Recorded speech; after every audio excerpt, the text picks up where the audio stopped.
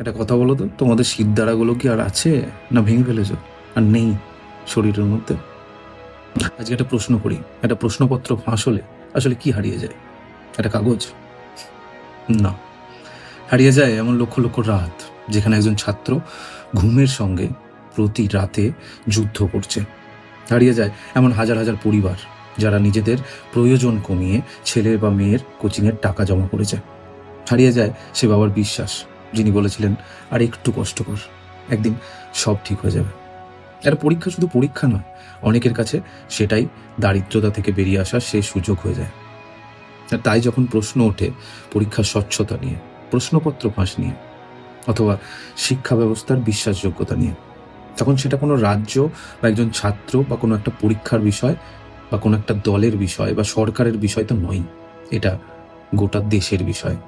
এটা দেশের প্রতিটি পরিশ্রমী ছাত্রছাত্রীর বিষয়। আজ একটা মানুষ এই বিষয়ে প্রতিবাদ করে 17 দিন ধরে দেশের দৃষ্টি আকর্ষণ করার চেষ্টা করছে। আর আর আমরা কি করছি? তার বলা কথাগুলো বা তার পোস্ট করা ভিডিও বা রিলসগুলো আমরা স্ক্রল করে দিচ্ছি। কেন? না, আমাদেরকে তো মিম, কমেডি আর নাচ দেখতে হবে। তুমি তার সঙ্গে একমত হতেই পারো, অথবা নাও হতে পারো, কিন্তু একটা বিষয় অস্বীকার করবে কিভাবে? সে শিক্ষা ব্যবস্থার ওপর মানুষের বিশ্বাস ভেঙে গেলে শুধু কি ভেঙে যায় একটা ছাত্রের জীবন, নাকি ভেঙে যায় একটা গোটা প্রজন্মের ভবিষ্যৎ? আর সবচেয়ে কষ্টের বিষয় কি জানো? এই বিষয়গুলো নিয়ে আমরা সবাই অনেক কম আলোচনা করছি, অনেক কম কথা বলছি এবং অনেক কম প্রশ্ন করছি। আমাদের বাংলার অনেক বড় বড় কন্টেন্ট ক্রিয়েটারদের প্রায় কোনো কথাই শোনা যাচ্ছে না। কেন?